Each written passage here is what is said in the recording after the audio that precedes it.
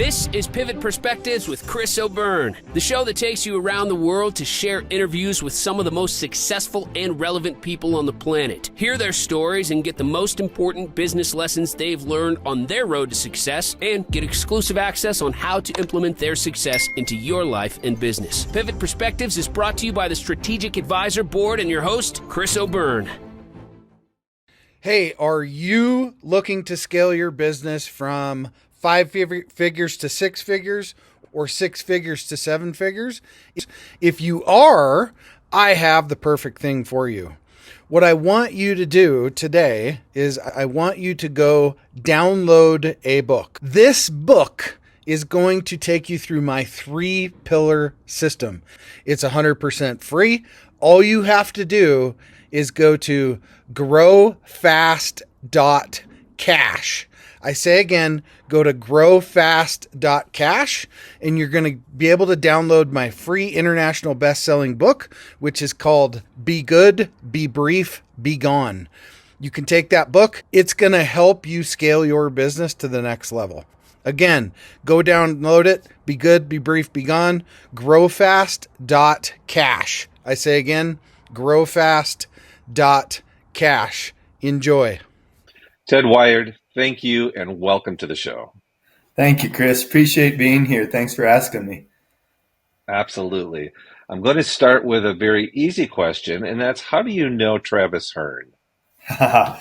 Travis Hearn was a little boy when I first met him. I knew his father, who's a musician, and I watched him growing up, and it was a rough town, and his little sister was friends with my daughter. And so I was watching this little bit of older boy, kind of a little grumpy thumpy, having a tough time in a difficult town, but still doing the world. And then my daughters died in a car crash, and Travis came up at the funeral a little confused because Carrie, my eldest, was Sarah's friend, his sister, and I just said, "Come here, bud, give me a hug." And that was our bonding moment of just knowing that we were two guys lost in a moment, and we just had a big abrazo, a big hug. And from there, Travis and I have stayed in touch. We've written some professional articles together. I've helped him with some certain things within his life, and we have quite a great, loving brotherhood relationship. And we can geek out together on leadership stuff, and then we can also just be two Taos boys giggling about surviving Taos back in the day. And so it's been a really beautiful relationship, and watching his family grow has been amazing. I also did his mother's funeral, who was my friend. Okay. So got it. He and I, way back. He and I intertwined since right when he was born, almost. Man, that is a long time. Yeah. Now, I think it would be helpful for people to know what you've been through before we talk about what you're doing now. So could you share your story with us? Yes. Thanks for asking. So I grew up in Taos, New Mexico. Moved here when I was about 12 years old, back when Taos was a pretty interesting little piece. Is about 5% Anglo, and then high-level Hispanic, and then also Native American from Taos Pueblo. And so it was a different way to grow up, but it was great. It was great to be in the mountains. It was amazing to just be here. Went off to college, but just to University of Nevada, Reno, where I wanted to ski race, but my girlfriend, she was more important, so I moved back to UNM, University of New Mexico, but my girl was still more important. So I moved back down to New Mexico State, where I played tennis for them, married my high school sweetheart, and that was great. And then we moved back to Taos to ski bum for a year, but we both found jobs. I was a school teacher. She worked for the newspaper in the advertising department, and we started our life. And then we had a couple kiddos, and life was moving on. And in the midst of that, I almost died. I actually left my body. I still remember being above my body, looking down and going, "Why is everyone so concerned?" Then I slammed back down into my body, and the world was still going on. Luckily, I survived what was called cryptosporidiosis, which isn't so rare anymore, but back then was. And then in a very short time period, my brother died in a shipwreck up in Alaska in a commercial shipping accident. And then soon after my second daughter was born, we found out Leslie, my wife, had cancer. And she was supposed to live for 7 weeks. We were 28 years old and had a 1 and a 3-year-old. Luckily, she danced with that cancer. We all danced with that cancer for 2 years, and then her body couldn't take anymore. And so she died, and me and my 2 little girls started the next part of our journey. And so now they were 5 and 3. I was learning how to braid their hair, so I'd braid their hair. They'd go to school and get their hair rebraided. And we had a lot of community support, and we just started to rebuild our life. And so a couple years after Leslie had died, my girls were in a car crash with my mother-in-law, and they, some reason, went through a stop sign and were T-boned by a trash truck. And Amy died immediately, and Carrie died the next day at the hospital.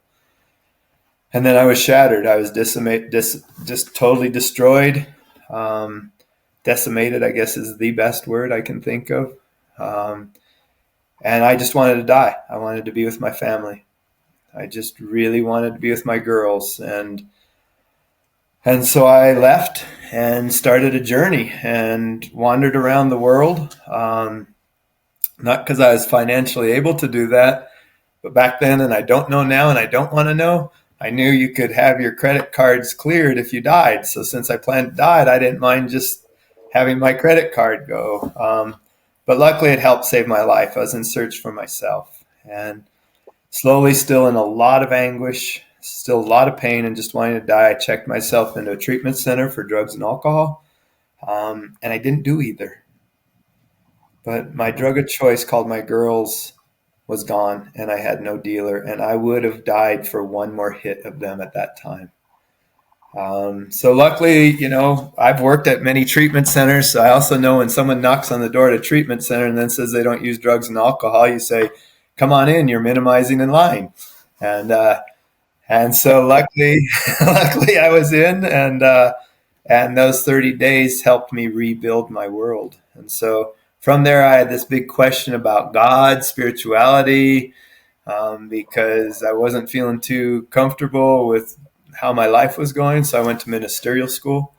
And as my grandma would have said, I met my present wife at ministerial school and in North Carolina. And in North Carolina, we came back to Taos in a beige RV, 1987 beige RV that we named Shotgun Shirley, because every time we put gas in her, she would backfire 2 times and we'd take off again. And we parked that at my parents' house, and we started Golden Willow Retreat, which is an emotional healing sanctuary focused on grief and loss. And from being at my parents' house in the backyard in an RV, it's slowly become a sanctuary that people come from all over the world and stay with us to work on their grief and loss. So they don't have to have that journey of wandering, but can go on a journey, but have the support and realize they're not crazy, they're not sick, and they're not alone, and that this is forever.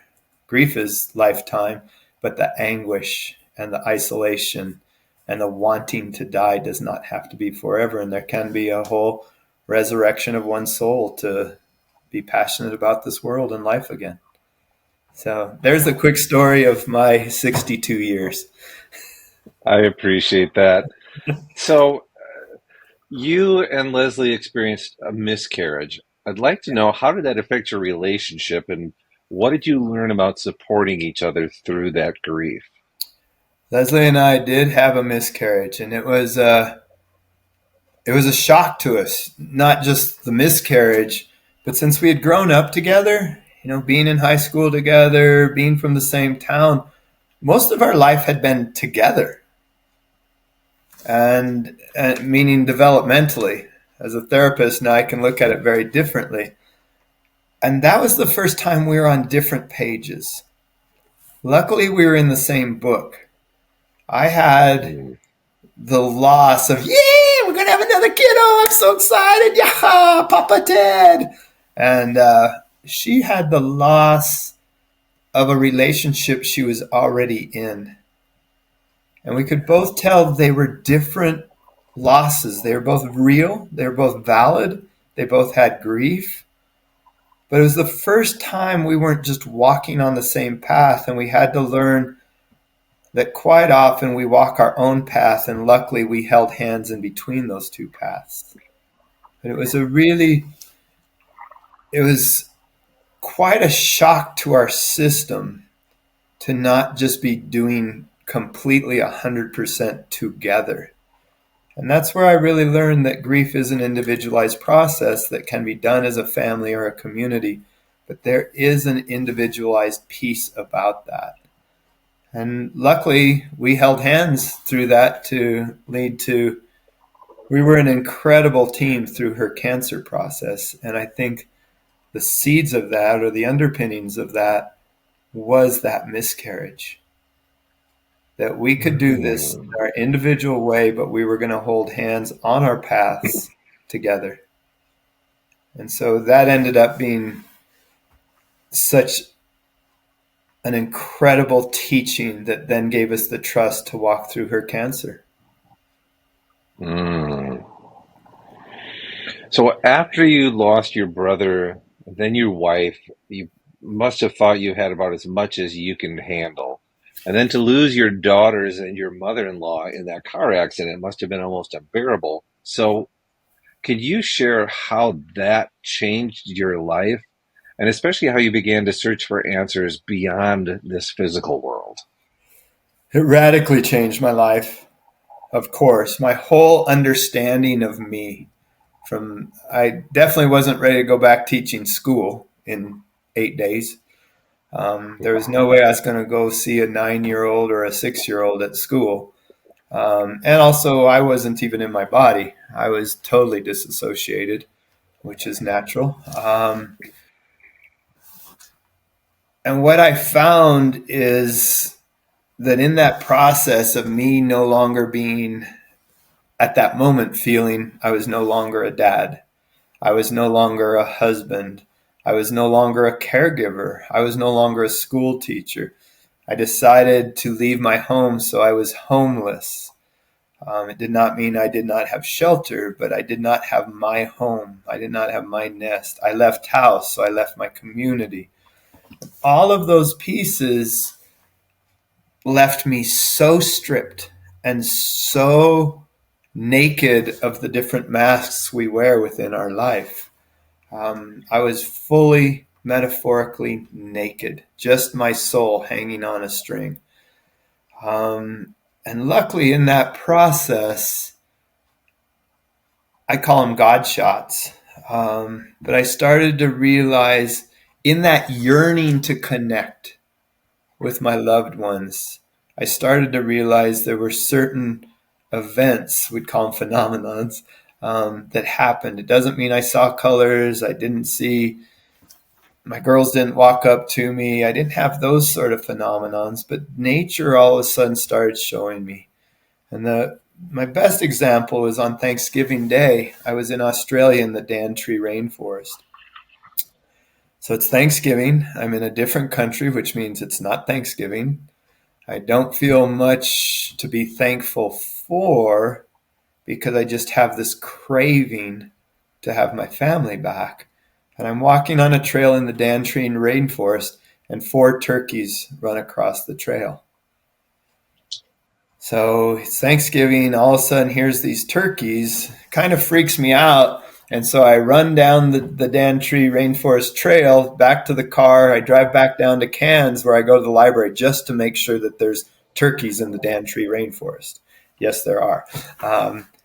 But somehow that moment showed me that there's something a lot bigger than me. That even turkeys on Thanksgiving in Australia somehow shook up my shock enough that it allowed me to see there was something bigger.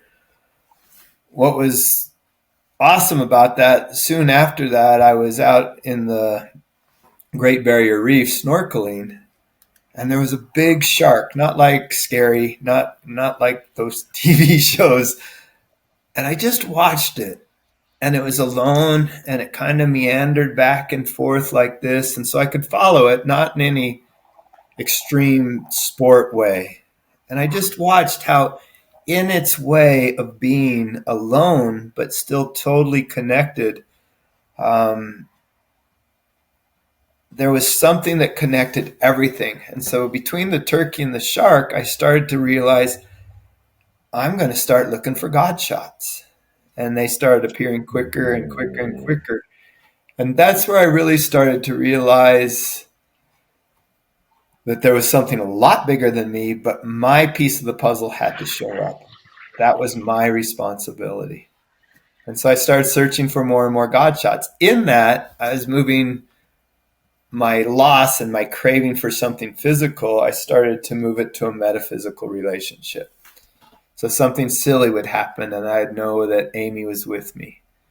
And so all of a sudden I was transforming my relationship into a metaphysical relationship with them, which to me then also was to Creator and Spirit, to Mother Earth, to God, whatever vocabulary someone wants to use. And I was able to start to get oxygen again. So, what do you mean when you say that grief is an everyday process? I cannot, and I'm glad on certain things, I don't want to forget people like Richard and my brother, Leslie, Carrie, Amy. They're also part of my lifeline. They're part of my history. So to negate those would be disenfranchising my own life. Larger than that, I would also be disenfranchising the love that continues to grow. I'll come back to this other piece, but in that type of love, all of a sudden we can have this way of moving forward and being redefined into who I am today. Because that's the grief. I have a loss. Loss can really suck. But grief is not synonymous with loss. Grief is the redefining process from that loss. So grief is not loss. Grief is that redefining. Me, with the poster committee of Richard, Carrie, Amy, and Leslie, I'm being redefined every day, and I still run a lot of my decisions through their essence as my teachers, which means I'm still going to be triggered. Coming in today, before this, I was playing tennis. Well, that's where I was the tennis pro. We found out Leslie had cancer when I was at a tennis tournament in Phoenix. Richard died in a tennis tournament Richard died while I was at a tennis tournament. Carrie and Amy died while I was coaching the Taos Tigers in Albuquerque. And so tennis has all these different pieces within my world of rite of passages, even though it's not actually tennis, it's where I was, which can get caught in the amygdala. So grief is going to continue to have certain redefining moments, including chiseling denial today. I might do one of Carrie or Amy's best friends' weddings, or now their children's baptisms. And so I'm going to be really grateful for where I am in the present, but the dichotomy is, why am I not at Carrie's wedding or Amy's wedding? And so grief allows us to sit with enormous dichotomies because we don't fill that space. We have to grow larger than that space. And so all of a sudden, I'm still embracing Carrie or Amy or Leslie or Richard because that space isn't gone, but I have to grow larger than that. And so it still means there's going to be triggers, if we're talking PTSD stuff. post-traumatic stress disorder type issues. And there's also going to be, in Taos they call cariños, meaning warming, loving moments. Oh, when we go past the place where I had to pull over so Carrie could throw up, and I had to wipe her head so we could get back in the car. And, those dad moments. Whenever we head south, we go past where the car crash was.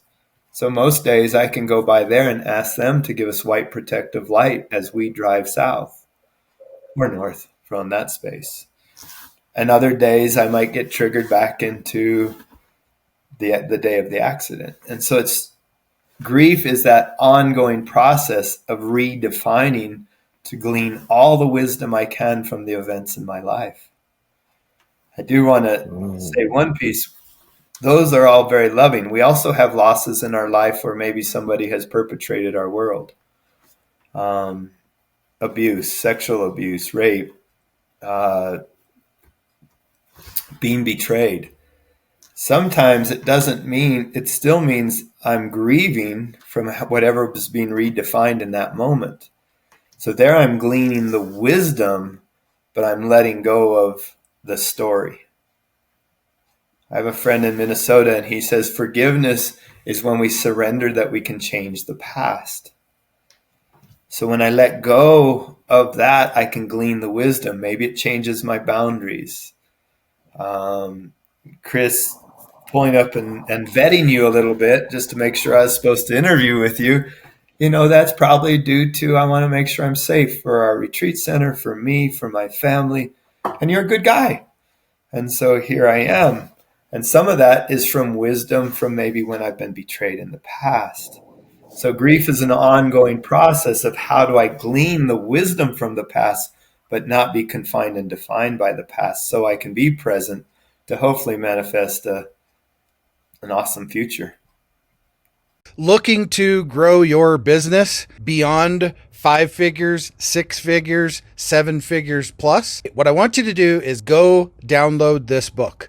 The title is called Be Good, Be Brief, Be Gone. It will help you grow your business past 5, 6, and 7 figure. Go download the book today, growfast.cash. I say again, growfast.cash, and download the book for absolutely free.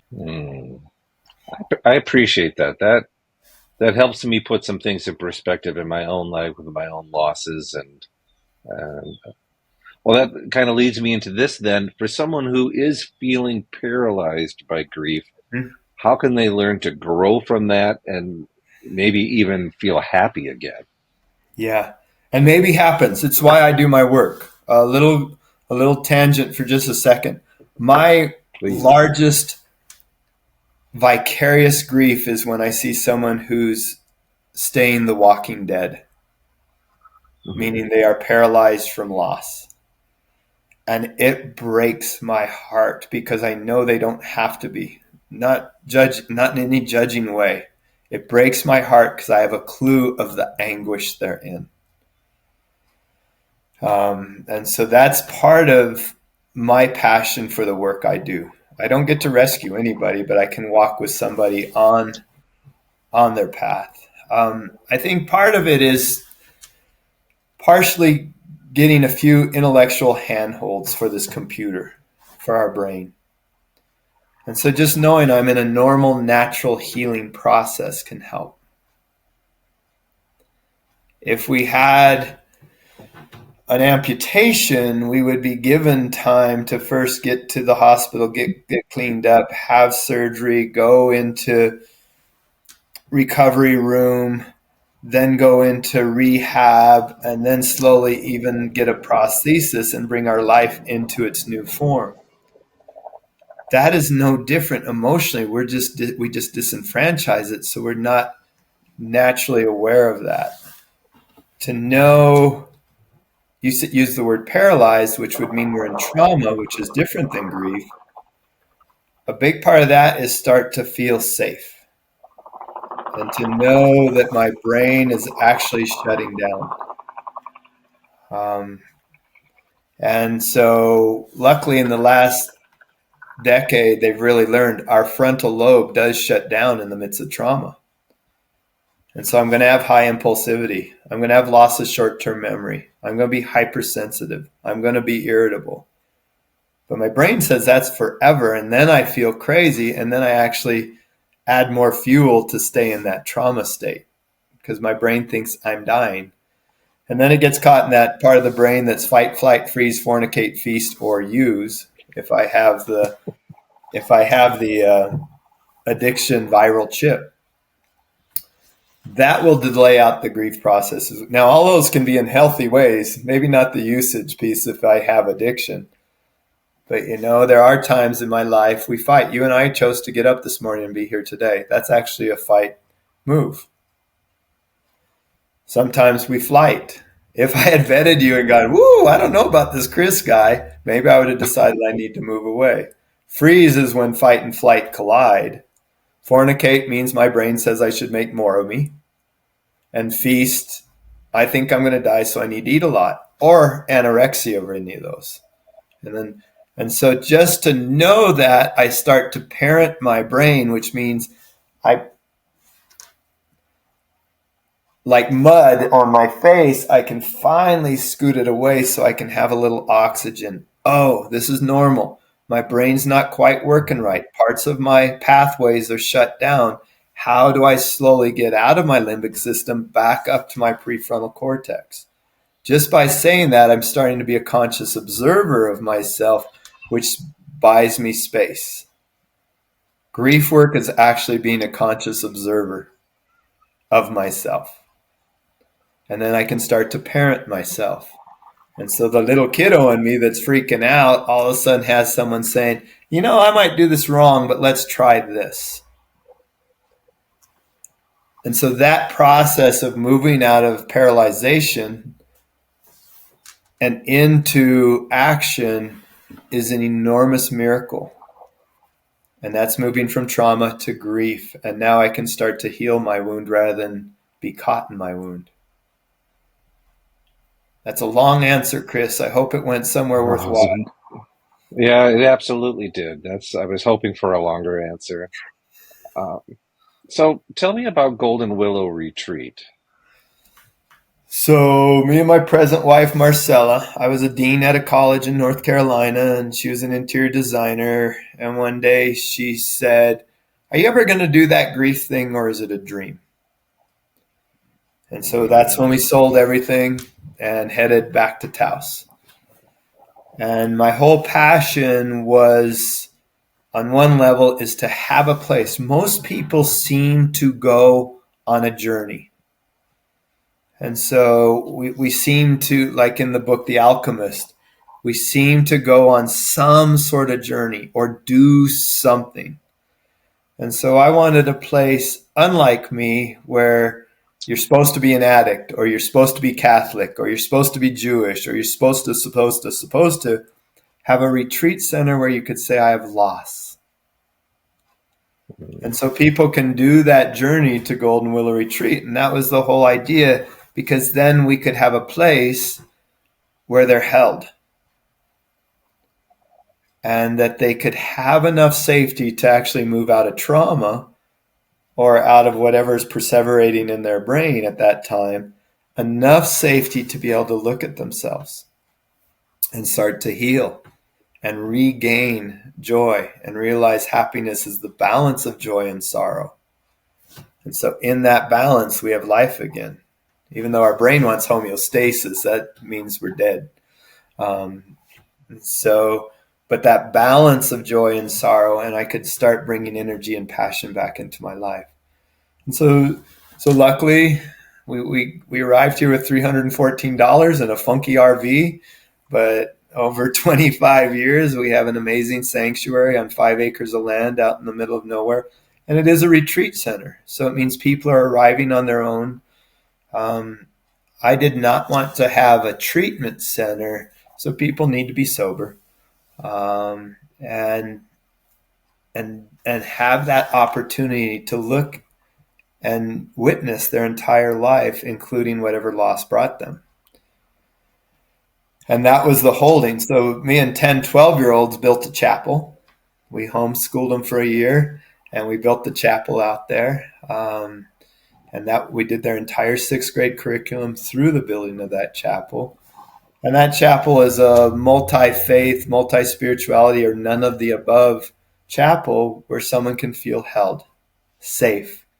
Nobody's saying you have to do this, or you should do this, or you could do that, but just enough time and space to be able to step out into the unknown of healing. How do most people find out about the retreat center? Great question. Most people find out due to the web. They pull up goldenwillowretreat.org. A lot of the people who actually come are word of mouth. After 25 years, we've had so many people, and so then there's a new loss. There is a vicarious grief and even trauma when you see someone hurting that you care about and you don't get to take their pain away. So it's really nice. Someone can say, hey, I know this trippy dude who has this retreat center out in Taos, New Mexico. Pull it up. A lot is through word of mouth. Then I wrote a small book called Witnessing Ted, The Journey to Potential Through Grief and Loss. And I purposely made it 40 minutes long, an airport read. And I had my good friend Carol come out. And so it's actually through her witnessing me. Because I think grief, we lost a lot of our natural ability to grieve because we lost the storyteller. And so we didn't vicariously go through different people's stories to learn about healing. If you look at the Homer and the Iliad, if you look at the story of Jesus Christ, if you look at the story of Buddha, if you look at the cycle of the hero, there's all this trial and, they start out, things happen, there's trials and tribulations, there's introspection, and then there's resurrection or insightful enlightenment. And that is the grief process. And so I wrote this book as a story, and Carol joined me on that so that someone could go on a story until they could open up into their own world safely. So that's kind of how most people get us. Then, a lot of it, I got to say, is that 2 a.m. looking on the web in search of something. I remember so well being in North Carolina alone in a hotel room in Nags Head, North Carolina, on the floor in the fetal position and searching the drawers to see if there was a Bible just so I could open a page and read something that might help me. And luckily that day there was. I didn't even believe in the Bible in that moment. I was pretty mad. I was rageful. If there was a God, God was bad. Luckily, I don't believe that. And so a lot of people actually find us in the new world of the internet, of desperately looking in that drawer for something that might be worthwhile. And so we get a lot of emails, inquiries from the webpage due to that moment. And luckily, they get to have a warm hand. Not till the next morning, but so all of a sudden they can know that this is a common path of healing. And I'm not alone, and I'm not crazy, and this is not forever. So luckily, Golden Willow Retreat allows that safety with an amazing team that cares, and of course have all had their own losses, and of course are walking a path of healing. How long does somebody usually stay there? Most people stay between 5 and 7 days. We max out at 14. We found out that if we went over 14 days, we were getting the clientele that we weren't set up for. More behavioral health, true schizophrenia, personality disorders. So, and a very unique piece, and luckily I have a board that's into this, is we only allow 2 people at a time. So it's either 1 or 2 people or a family. And so it's so individualized. They might have 7 different types of modalities in a day from different people, from therapy, from body work if they don't want to be touched, from more energy type work to spiritual exploration. And so it's if I'm the participant, the guest, it's all about me, which is so important in this moment. When we're in a loss process, I'm going into survival, so it is about me. I might think Chris is a really cool guy, but if I'm falling down a hole, I'm not worried about Chris in that moment. And so it allows someone to really look at themselves without someone saying, "Man, it's all about you. Come on, get over it. Yours isn't as bad." So it takes away the disenfranchised process so we can claim our different losses. And no one's is bigger than anyone else's. Because if I'm in that free fall, I'm in that free fall. So it allows that. And then from there, just like developmentally, I go from me to a little bit bigger bubble, and then I can step back out into the bigger world again. And so developmentally, it allows us to step out of that self-absorbed survival space back into a mindful community space. And looking at some of the magazines you have, that's a lot of the people you have picked is people in their own way have stepped into leadership from a collective space, not a self-absorbed space. I appreciate your recognizing those type of people. Well, that is a great segue into my next question, which is, what have you learned about leadership along the way? Well, I became so interested in leadership, I had to get my doctorate. I almost have the same doctorate as Travis, which is pretty interesting. It's why we can write stuff together, and also because we love each other. I received my doctorate in leadership behaviors in the midst of change. And so I studied an organization that was in the midst of a radical change and to see what leadership behaviors did. And my passion came from how do leaders honor grief, because change is loss. And so if you change grief into the transformational process, which is what grief is, into the present, how do leaders support this or not? And what comes out of that? So that was a big part of, but leadership came definitely before that. As a school teacher, I was leading my class every day. I mostly had behavioral mod, radical kiddos who really didn't believe in leaders because life hadn't treated them very well. And to be able to get them to work as a collective team was amazing. And then as a coach and those pieces, it just seemed to be part of my world. I also started to learn that leadership meant I could feel separated. And I had to learn to grieve that as well. Because the rest of the team got to go have their martini and complain about me. And I realized that was the natural process. I couldn't go and have the martini and complain about me with the group that's complaining about me, or they wouldn't complain about me. And that is part of the energy, is questioning the leader. And having, questioning is the differences is what allows the passion to arise and give the information and data to be able to have a transformational process and have a transformational team, is those differences in my beliefs. And so within that energy, I say excitement is fear and hope colliding. And so within that energy of differences, because if there's differences, then there's immediately a pullback. Oh, you're different than me. What's that mean? To then taking that energy and moving it into hope and manifesting amazing things. So true leadership amazes me because it's stepping out of myself, but bringing along all of my experiences and knowledge to help a collective.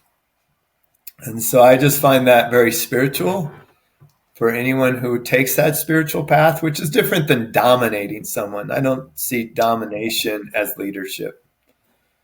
And so to be able to take that mindful space and bring all the knowledge and experiences of one's life and have it transform into the highest potential just blows my mind. I think it's such a spiritual miracle that I just love it. Those are some good insights. How does someone go about creating a strong support system, especially before they need it? I had I'm trying to figure out how to say this, but at least you'll see it and then you can help me out. Sustainability means I have more than one pillar under the deck of my life. Because otherwise I'll have a false God or a false higher power because I'm so dependent on that one pillar. And so part of, I think, just life sustainability is to have enough pillars underneath my stage of life that if one breaks out, I might be shaky, but there's enough still holding me as I re-engage a new pillar underneath here. That being death or whatever it is. Someone in business, someone gets fired or leaves or resigns or whatever happens. And so sustainability is building that support system. Now I happen to, and Travis and I are working on a piece of, I want to do a piece on emotional sobriety through the 4 pillars of life, meaning physically, emotionally, spiritually, and mentally. And how do I nurture all of those to build enough sustainability so I can step into the unknown because I have enough bravery of the platform I've built and the pillars underneath it. And so, that means socially, physically, where do I need some more knowledge? I had a wonderful friend of mine who I've known a long time. His dad was my best friend who died in an avalanche. So we go to dinner once a week. And he just said, he's an amazing cabinet maker and he's not a at school kind of guy. And he goes, Ted, as soon as you're as smart as me, you can quit going to school. But also there's some wisdom in that, I'm so passionate and I want to keep learning more information all the way to a doctorate. But there's the intellectual piece. But maybe that intellectual piece is just observing people at an airport. How is the gate person controlling a group after they've been sitting there for 2 hours and they just found out now there's a flat tire on the airplane? Just watching those different people and different organizations. And then spiritually, how do I continue to glean from that, whatever that means to me? Which also for me includes being in relations with my daughters, especially, and Leslie and Richard. And how do I keep bringing their essence into my life? And how do they support me? So all the different supports are not only human, but there is also a piece of where I'm isolating. I need to find a way to connect. Just like Travis and I at my girl's funeral, having that hug. Come here, bud. And that connected us, but it also brought us both back to this earth. So how do I find safe places that I can connect with other humans, with community? And with, for me, nature. Yeah. If I'm disconnected, I am going hiking there, and I'm going to go chase elk. And there's the one herd of elk by our house, and I think it's like, oh no, here comes Ted again. Oh man, it means I think they think they should be sending me a bill. But it makes me become very present, and it makes me become very aware of all the different things, of the magnificence of this earth, of spirituality. I better use my knowledge of walking around the mountains alone. It makes me sharp trying to find those elk who think I'm just silly. And so it brings me back to exactly this moment. So then I can go back out again. And so finding the different pillars allows us sustainability. And then when something does go awry, I might be shook up and I might have to redefine myself through the grief process, but I'm not in that complete free fall. What do you mean by emotional sobriety? Balance, where my intellect and my unconscious, my psyche are in alignment. And so then I can make conscious decisions rather than going shopping while I'm starving.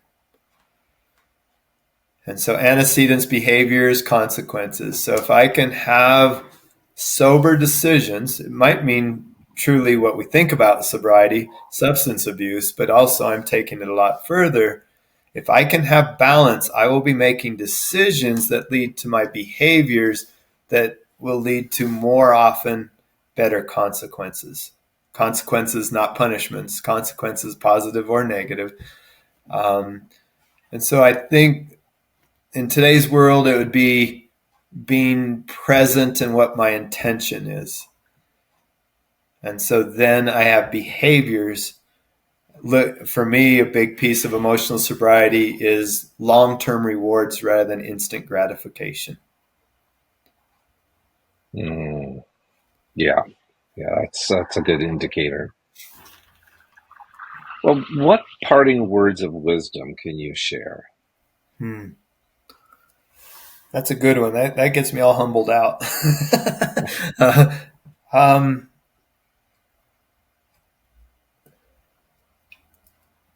Hope has become a nasty word because there is false hope. There is magical thinking.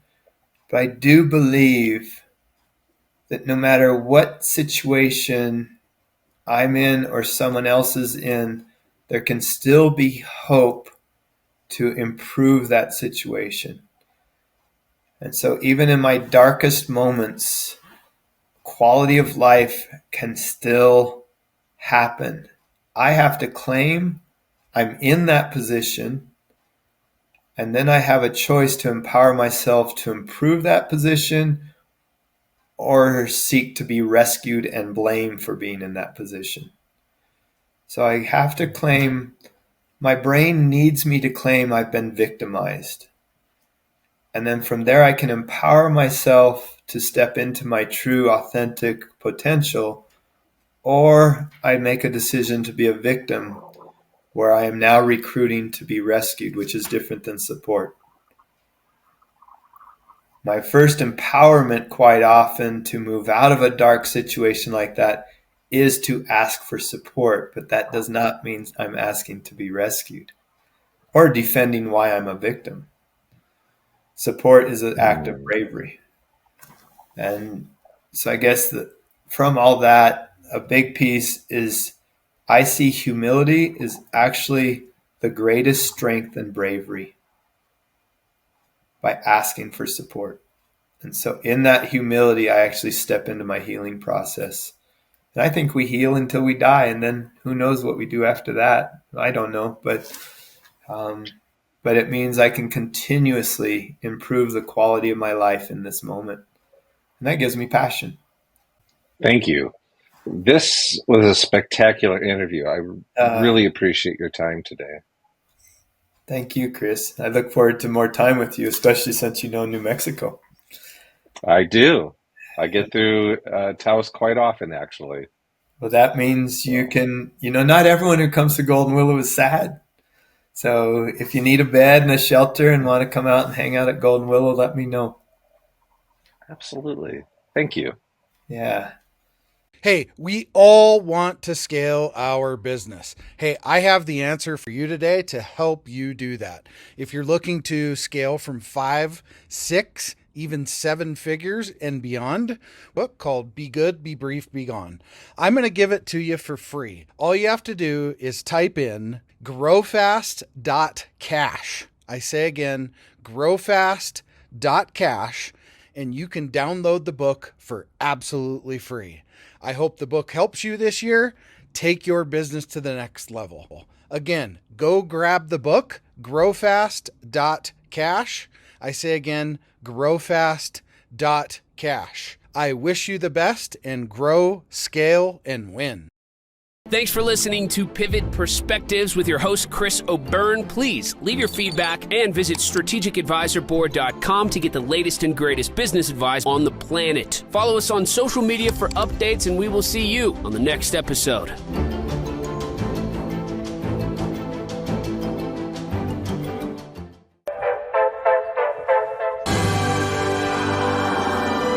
There it is. Magnum. Holy moly. Yeah, baby! That's what I've been waiting for! Dear God.